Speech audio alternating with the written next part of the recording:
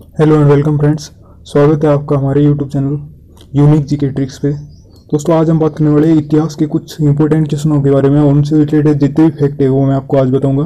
दोस्तों पूरा वीडियो ध्यान से देखना, आज का वीडियो बहुत ही इंपॉर्टेंट होने वाला है। दोस्तों पहला क्वेश्चन है, मारवाड़ राजाओं की शरण स्थली किस दुर्ग को कहते हैं। दोस्तों क्वेश्चन है, मारवाड़ राजाओं की शरण स्थली किस दुर्ग को कहते हैं। तो सबसे पहले मैं आपको आंसर बता दूँ इसका दोस्तों, इसका आंसर है दोस्तों सिवाना का दुर्ग। अब सिवाना का दुर्ग है तो सबसे पहले सिवाना का दुर्ग आया कहाँ पे है, तो ये आया हुआ है दोस्तों बाड़मेर में। ठीक है दोस्तों, बाड़मेर में सिवाना का दुर्ग आया हुआ है। ठीक है, अब सिवाना के दुर्ग बाड़मेर में आया हुआ है तो इसकी स्थापना किसने की, तो दोस्तों स्थापना की है वीर नारायण पंवार ने। सिवाना के दुर्ग की स्थापना की है वीर नारायण पंवार ने।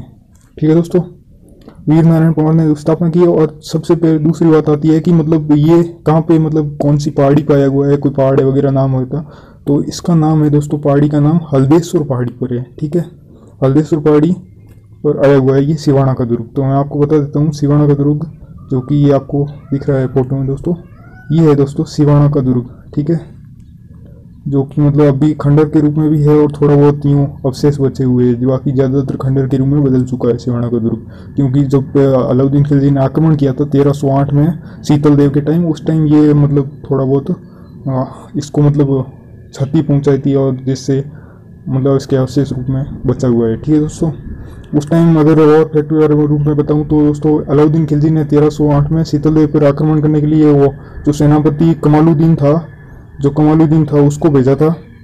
और यहाँ पे शीतल देव की मतलब हार होती है तभी मतलब उसका नाम बदल के ये खैराबाद कर देता है, इसका नाम खैराबाद। तो उसके बाद में इसका नाम खैराबाद भी पड़ता है दोस्तों। इसके बारे में पूछे तो कि मतलब खैराबाद किस दुर्ग का नाम है, तो है मारवाड़, मतलब मारवाड़ राजाओं की शरण स्थली जिसे सिवाना का दुर्ग कहते हैं। सिवाना के दुर्ग के बारे में और फैक्ट बताऊं दोस्तों, तो मारवाड़ राजाओं की शरण स्थली इसलिए कहते हैं इसको क्योंकि जो मालदेव था, जो मारवाड़ का शासक मालदेव था, वो क्या हुआ कि गिरी सुमेल का युद्ध हुआ था। जब गिरी सुमेल के युद्ध में शेरशाह सूरी से लड़ते हुए मतलब मालदेव के जो जेता और कुंपा थे वो मतलब जब एक तरह से हार की स्थिति में आ गए, तब मतलब इस मालदेव वहां से भाग के यहाँ पे आके शरण ली थी यहाँ पे मालदेव ने, तो मारवाड़ राजाओं की शरण इसलिए कहते हैं। और बाकी वही गिरी सुमेल का युद्ध है दोस्तों जो 1544 ईस्वी में हुआ था और जिसमें मतलब जेता और कुंपा ने वीरतापूर्वक युद्ध लड़ा था, जिसके कारण मतलब शेरशाह सूरी को एक बार कहना पड़ा था कि मैं मतलब मुट्ठी भर बाजरे के लिए हिंदुस्तान की बादशाह खो देता।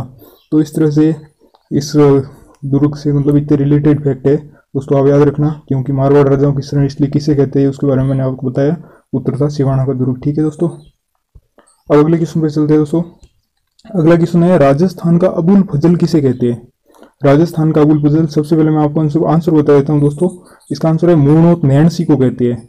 ठीक है दोस्तों, मूर्णोत नैणसी को राजस्थान का अबुल फजल कहते हैं। मूर्णोत नैणसी ने बहुत सारे राजाओं के बारे में अलग अलग कथन कहे हैं, जिनमें में से एक मैं बताना चाहूंगा कि जालोर का जो मतलब संस्थापक था कीर्तिपाल चौहान, जालोर का जो संस्थापक कीर्तिपाल चौहान था, जिसने 1181 में मतलब जालोर दुर्ग की स्थापना की थी, तो इसको इसने बोला था कीतुए महान राजा की उपाधि दी थी। क्या दी थी, कीतुए महान राजा की। तो वही मूर्णोत नैणसी है दोस्तों, जिसे कि राजस्थान का अबुल फजल कहते हैं। ठीक है दोस्तों, इसके अलावा इसमें मैं बताऊं तो मैं जैसे कि कर्नल जेम्स टोड है तो इसे घोड़ेवाड़े बाबा के नाम से जाना जाता है। ठीक है दोस्तों, याद रखना आप, घोड़ेवाड़े बाबा के नाम से किसे जाना जाता है, कर्नल जेम्स टोड को।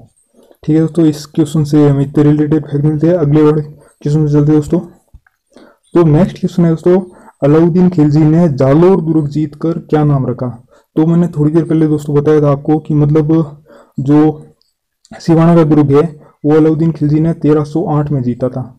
और अगर पूछे जालोर दुर्ग की कुंजी या फिर जालोर दुर्ग का मतलब जो चाबी होती है वो कौन सा दुर्ग है, तो वो था सिवाना का दुर्ग। ठीक है, तो सिवाना दुर्ग को 1308 में जीत लिया, तो फिर बाद में मैन दुर्ग को जीतेगा। तो मैन दुर्ग को 1311 में आक्रमण करके जीता इसने अलाउद्दीन खिलजी ने।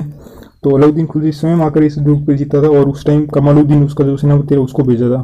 तो जीत कर इसने नाम कर दिया दोस्तों, आपको उत्तर बता देता हूँ मैं, इसका नाम कर दिया था जलालाबाद। ठीक है, और दूसरी बात, इस जालोर दुर्ग का दूसरा अन्य नाम भी है दोस्तों स्वर्णगिरी, जो कि स्वर्णगिरी नाम है, लेकिन जो अलाउद्दीन खिलजी ने नाम दिया था वो दिया था जलालाबाद। ठीक है दोस्तों, याद रखेंगे आप। और खैराबाद में आपको बताया था, जो अलाउद्दीन खिलजी ने मतलब उस सिवाना दुर्ग का नाम बदल के खैराबाद कर दिया था। ठीक है दोस्तों, और दोस्तों इसमें मतलब दिखाया गया है खिजराबाद।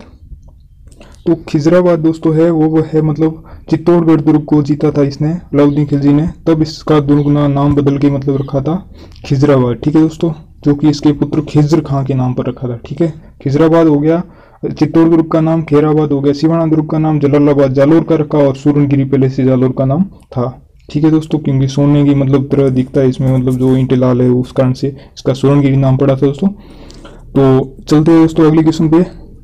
उससे पहले आपको जालोर दुर्ग बता देता हूँ। ये है दोस्तों जालोर दुर्ग, जो कि दिखने में बहुत ही ज़्यादा सुंदर लगता है दोस्तों। और हरियाली के टाइम तो आप मतलब जब बरसात का टाइम होता है इसका मौसम बहुत ही सुहाना होता है, मतलब पर्यटन की दृष्टि से बहुत अच्छा है दोस्तों जालोर का दुर्ग, जो कि चौहानों के लिए चौहानों ने बसाया था। कीर्तिपाल चौहान ने 1181 में, जैसे कि मैंने आपको पहले बताया। किसने बसाया था दोस्तों? कीर्तिपाल चौहान ने, जिसको कितुए महान राजा की उपाधि दी थी मूण और नैन सिंह ने। तो अब चलते हैं दोस्तों नेक्स्ट क्वेश्चन पे। नेक्स्ट क्वेश्चन है, हमीर महाकाव्य की रचना किसने की? तो हमीर महाकाव्य की रचना दोस्तों सबसे पहले आपको आंसर बता देता हूँ इसका। इसकी जो मतलब रचना की थी वो नयन चंद्र सूरी ने इसकी रचना की। ठीक है दोस्तों, हमीर महाकाव्य की। तो हमीर महाकाव्य है वो रणथंभौर का जो शासक है अमीरदेव चौहान, उससे रिलेटेड है दोस्तों। रणथंभौर का शासक है अमीरदेव चौहान, उससे रिलेटेड है ये नयन चंद्र सूरी की अमीर महाकाव्य। ठीक है दोस्तों, जोधराज ने दोस्तों की थी अमीर रासों की रचना। ठीक है, अमीर रासों की थी जोधराज ने और अमीर महाकाव्य लिखा है नयन चंद्र सूरी ने। ठीक है दोस्तों, अब इसके अलावा दोस्तों आते हैं तो जय सिंह सूरी ने हमीर मदमर्दन की मतलब रचना की थी। हमीर मदमर्दन है अमीरदेव सिसोदिया थे उनसे संबंधित है, इतना आप याद रखना, क्योंकि रचनाएं तो दोनों मतलब एक तरह से जय सिंह सूरी और नयन चंद्र सूरी, ये दोनों नाम तो एक जैसे लगते हैं, लेकिन इतना याद रखना नयन चंद्र सूरी ने जो अमीर महाकाव्य लिखा है वो है अमीरदेव चौहान के प्रति, जो कि रणथंभौर का शासक था। और जो जय सिंह सूरी ने लिखा है अमीर मदमर्दन, वो अमीर सिसोदिया, अमीरदेव सिसोदिया था, जो कि मतलब मेवाड़ का शासक था, जिसने सिसोदा गांव के नाम पे सिसोदिया वंश की स्थापना की। वही है दोस्तों अमीरदेव सिसोदिया, जिसने 1326 में मतलब सिसोदिया वंश की स्थापना की थी। ठीक है दोस्तों, तो इस क्वेश्चन से दोस्तों इतने फैक्ट मिलते हैं। अगले क्वेश्चन पे चलते हैं।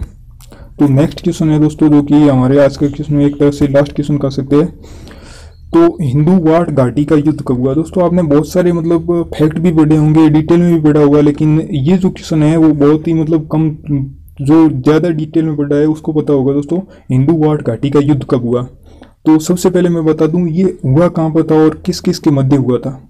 तो जो आपने अभी पढ़ा था कि जो हमीर मतलब महाकाव्य पढ़ा था वो अमीरदेव चौहान के प्रति था, तो वही शासक दोस्तों हमीरदेव चौहान है। हमीरदेव चौहान रणथंभौर का शासक वर्सेस था किसके बीच में? खिलजी, मतलब अलाउद्दीन खिलजी के बीच में एक है। ठीक है दोस्तों, इन दोनों के बीच में हुआ था। तो ये रियल में मतलब ये दोनों शासक नहीं लड़े थे, बल्कि इनके सेनापति भेजे गए थे जो कि आपस में लड़े थे। और ये हुआ था 1299 में। कब हुआ था दोस्तों? 1299 में। ठीक है दोस्तों, एक सवाल आया हुआ है कि मतलब जो अलाउद्दीन खिलजी का एक सेनापति था नुसरत खां, तो नुसरत खां की मृत्यु कब हुई? तो नुसरत खां की मृत्यु दोस्तों इस युद्ध में हुई थी, हिंदू-वाट घाटी के युद्ध में, ना कि मतलब रणथंभौर का युद्ध में। रणथंभौर का युद्ध हुआ था दोस्तों 1301 में, उससे पहले ये हो गया था कौन सा? हिंदू-वाट घाटी का, जिसमें नुसरत खां, जो उलूग खां और नुसरत खां दो थे इसके सेनापति, एक मतलब अलाउद्दीन खिलजी के, उनमें से नुसरत खां की मृत्यु इस युद्ध में हो गई थी। और अगर देखा जाए तो जो मतलब इधर अमीरदेव चौहान थे, उनके जो सेनापति के नेतृत्व कर रहे थे वो दो शासक थे दोस्तों, भीम सिंह और धर्म सिंह। भीम सिंह और धर्म सिंह दो शासक मतलब इसकी मतलब कर रहे थे, एक तरह से आगामी मतलब पहल कर रहे थे।